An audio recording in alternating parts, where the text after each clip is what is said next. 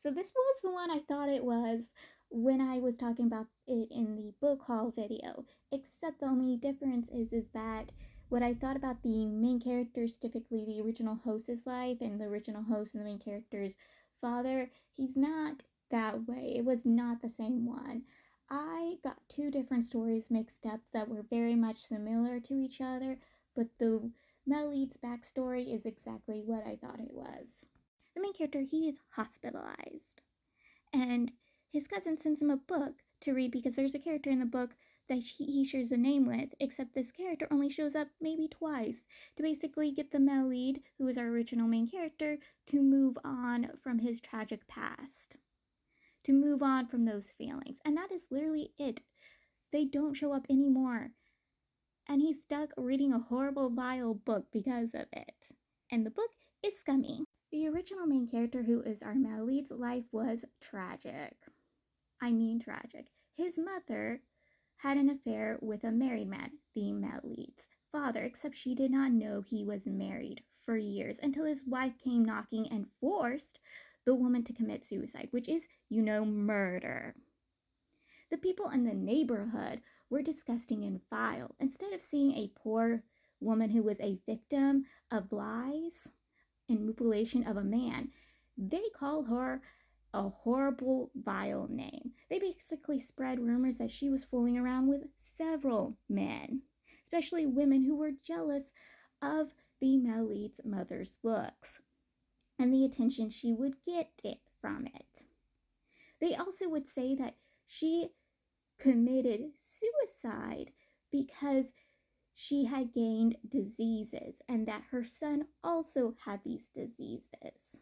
The only person who treated him care and love was an older woman who took him in and he sees as his grandmother. Everyone treated him horribly because of this. Middle school was no better for the male lead because in middle school, one of the neighborhood bullies, which we're going to call his middle school bully, decided to torment him by spreading the rumors that the neighborhood was spreading about him in the middle school. So anyone that wanted to be friends with the male lead turned their backs on him real quick. It also didn't help that this bully went to the wall that it was well known that their classmates would like to write things on and wrote horrible things on the wall about the male lead and the male lead's mother, which led to several classmates doing this to the male lead. So the male lead suffered over and over again. In the original story, the male lead had 3 scum exes who were vile as vile can be. I mean, disgusting pigs. They do horrible, vile things to the male lead, let other people do horrible things to the male lead, and then come to the male lead's rescue with words of, "If you want my help, I will help you, but you got to do something for me." Basically mocking him and ridiculing him and enjoying him getting harassed. The first one he meets is in high school, same with the second one, and then he meets the third one after his father takes him back, and because he actually cared for the male lead's mother, actually was in love with the male lead's mother. If it hadn't been for his wife, nothing tragic would have happened to the male lead and his mother. Where were you all these years, you scum? But yes, the male lead had gone overboard after high school, able to escape 2 of his scum exes. Only he returns back and now he gained 3. A third one, and he has to suffer under the hands of 3 different scummy men. I mean, the first scummy man's cousin had harassed and bullied the male lead, and he sat and watched this man. This scummy first ex's cousin even tries doing horrible, vile things to the male lead. I mean, you know what I'm talking about. I mean, essaying the male lead. And he was the one who set the cousin up to do that to the male lead. Luckily, though, unknown to the main character who read the book, because it's not made known in the book, the male lead was able to get revenge on all of these men.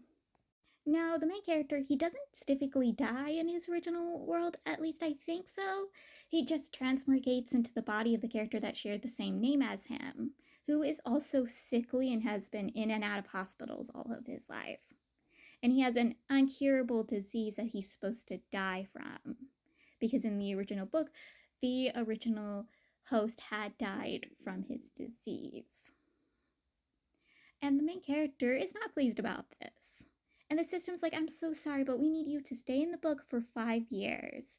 And, progress the story. Just stay in the sidelines and come out when you need to come out. And then go back to your little corner and die in peace, and you can go back in your original world. The main character goes, yeah, no, I'm not just going to stay quiet after knowing all the horrible suffering the male lead goes through in the original story. I'm not going to do that. So he moves, with the help of his mother, sneaking behind his father's back, all the way to the area the male lead is living, so he can be by the male lead's side. He moves in temporary with his grandma, and I mean the main character's family is like rich. They're like full-on rich. Now when the system finds out about this, the system is not happy with him, telling the main character he needs to butt out of the story and stay in his place until he needs to come into the story. And the main character's like, yeah, no, I'm not gonna do that. I am gonna help the male lead. And the system goes, at least don't let the male lead know your identity. That's all I can tell you. But stay out of the story. Like, the system does not want the main character at one bit involved. He wants the main character to let the male lead suffer over and over again, and the main character's just not gonna let that.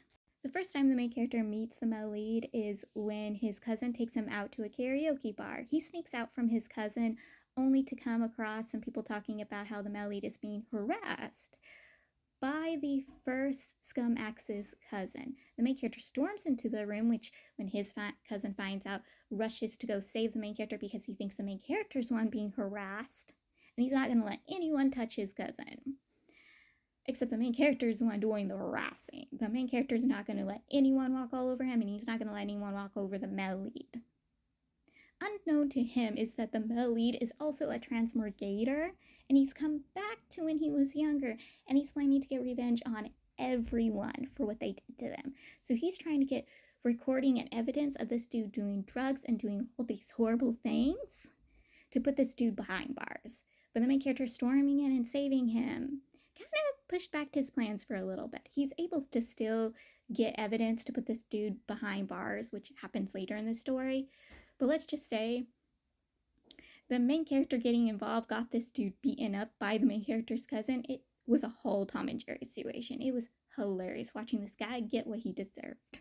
The main character tells his granny that he wants to start studying, so she gives him a bunch of schoolwork to do so he can study with it before school starts, and he goes to one of the other stores the male lead works at, which is a cafe, so he can study there. And he slowly befriends the male lead at this cafe. He even gives the male lead his old phone. He protects the male lead when a bunch of thugs come to attack the male lead because, again, the male lead protected a girl from them, which, again, was the reason why the first scum's ex's cousin was harassing the male lead, was because the male lead protected a girl from this dude. And these thugs are here to attack the male lead because, again, the male lead protected a girl from them. And the main character protects the male lead from these scums. And they slowly nurture a friendship. The main character is not great when it comes to study work. Like, this dude has a low intelligence like I do. And the male lead just has fun just teasing the main character for his low intelligence.